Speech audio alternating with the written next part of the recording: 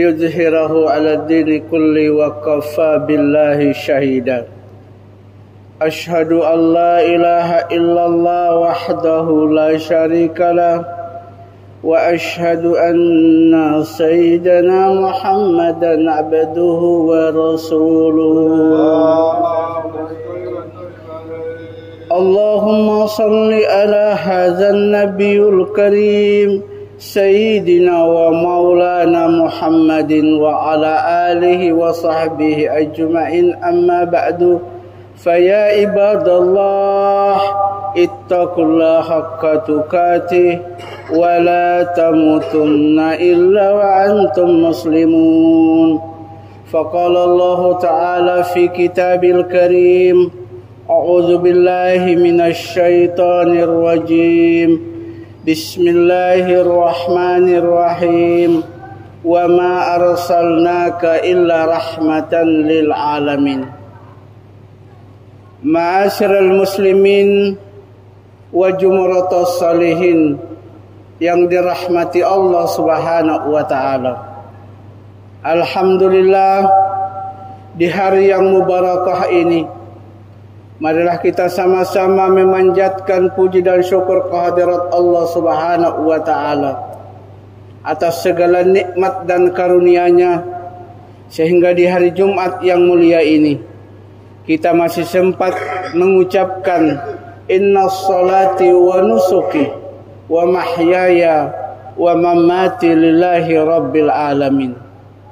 Dalam kalimat ini Ali bin Abi Thalib ketika mengangkat takbir, dia menangis sampai basah jenggotnya. Seusai sholat, para sahabat bertanya, "Ya Amiril Mukminin, kenapa engkau menitikkan air mata ketika mengangkat takbir? Kenapa engkau tidak menitikkan air mata ketika melihat mayat diusung ke pemakaman?" Beliau mengatakan, "Wahai sahabat-sahabatku, dalam kalimat takbir saya ucapkan inna salati wa nusuki, sesungguhnya salatku, wa mahyaya hidupku, wa mamati matiku, kuserahkan kepada Allah Subhanahu wa taala." Saya takut jangan sampai dalam kalimat ini, karena saya telah menyerahkan diri kepada Allah Subhanahu wa taala, saya tidak bisa dihidupkan lagi oleh Allah Subhanahu wa taala.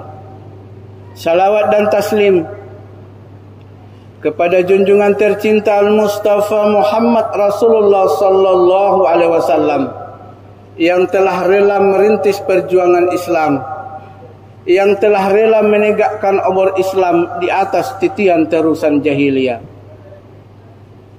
Ma'asyiral hadirin yang dimuliakan Allah Subhanahu wa taala, Allah begitu sayang kepada hambanya. Allah begitu sayang kepada kita semua, sehingga ada yang diberikan nikmat sehat. Tapi kadang yang diberikan nikmat sehat oleh Allah Subhanahu wa taala tidak peduli akan kesehatan itu. Dia dipinjamkan kesehatan, tapi dia tidak pernah menghadap kepada Allah Subhanahu wa taala. Ada yang diberikan kekuatan oleh Allah Subhanahu wa taala, tapi sungguh sangat disayangkan pada hari ini dia tidak menggunakan kesehatan itu dengan sebaik-baiknya. Padahal kenikmatan, kesehatan adalah pinjaman dari Allah Subhanahu wa taala. Ada yang diberikan sakit hari ini, tapi dia mampu mengucapkan inna salati wa nusuki. Dia masih sempat menghadap kepada Allah Subhanahu wa taala. Sungguh sangat ironis sekali. Kita diberikan kekuatan, tapi tidak menghadap kepada Allah Subhanahu wa taala. Kita diberikan kesempatan oleh Allah Subhanahu wa taala. Kita diberikan kesempatan hidup. Hanya karena kita hidup saja, seluruh potensi alam ini digerakkan oleh Allah Subhanahu wa taala. Hanya manusia ingin hidup, hanya manusia kuat, maka Allah Subhanahu wa taala menciptakan air. Allah Subhanahu wa taala menciptakan makanan. Allah Subhanahu wa taala menciptakan matahari. Allah Subhanahu wa taala menciptakan tanah.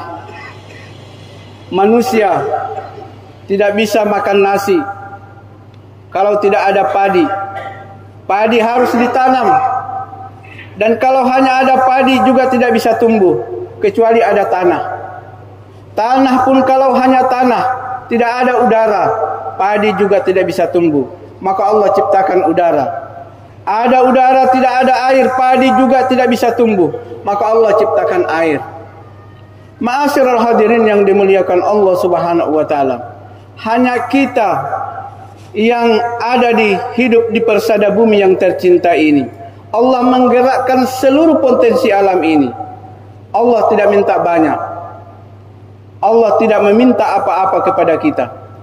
Tapi Allah kabarkan dalam Al-Quran, la in syakartum la azidannakum wa la in kafartum inna azabi lasyadid.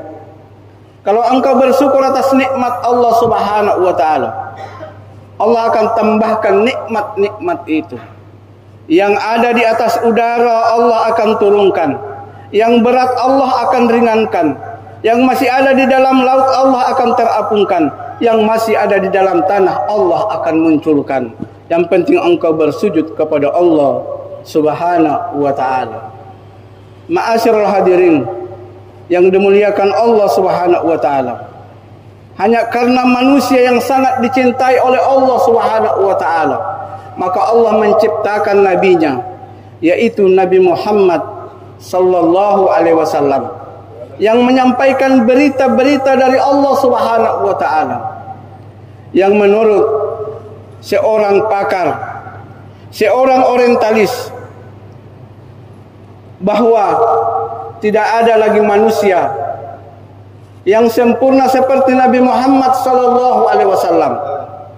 Dia punya cinta yang sejati, cinta yang tulus, cinta yang tidak pernah dibungkus dengan kepalsuan. Nabi begitu cinta kepada umatnya, sampai di akhir hayatnya yang ia sebut ummati, ummati, umatku, umatku. Dia tidak sebut istrinya yang tercinta, dia tidak sebut anaknya yang tersayang, dia tidak sebut keluarganya, dia tidak sebut sahabatnya. Dia satukan umat ini dalam satu kata, ummati, ummati, umatku, umatku. Cinta Nabi bukan hanya di dunia ini, tapi ketika manusia digiring masuk ke dalam surga,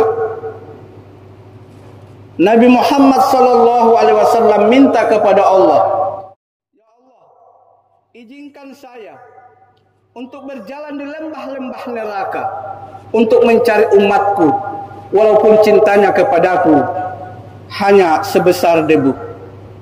Cinta sebesar debu, tapi masih tetap diselamatkan oleh Nabi Muhammad sallallahu alaihi wasallam, yang perjalanan hidupnya merupakan lautan yang membentang.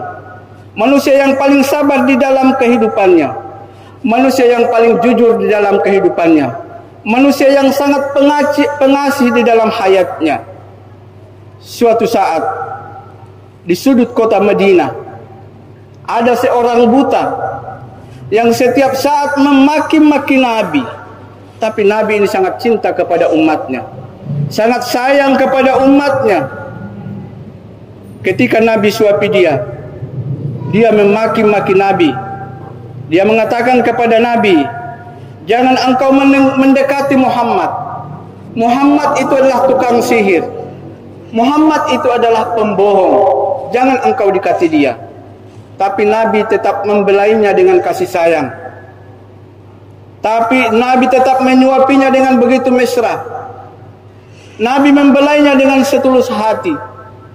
Keesokan harinya, Nabi datang lagi menyuapinya. Dia sampaikan lagi kepada Nabi, jangan engkau mendekati Muhammad. Kenapa? Karena Muhammad itu tidak baik. Muhammad itu tukang sihir. Muhammad itu adalah pendusta.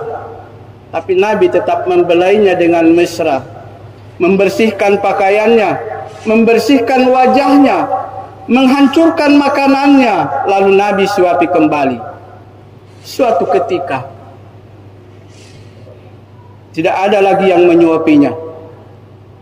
Tidak ada lagi yang membelainya dengan kasih sayang. Tidak ada lagi yang membersihkan pakaiannya. Tidak ada lagi yang membelai wajahnya. Tidak ada lagi yang menghancurkan makanannya. Dia rindu akan belayan itu.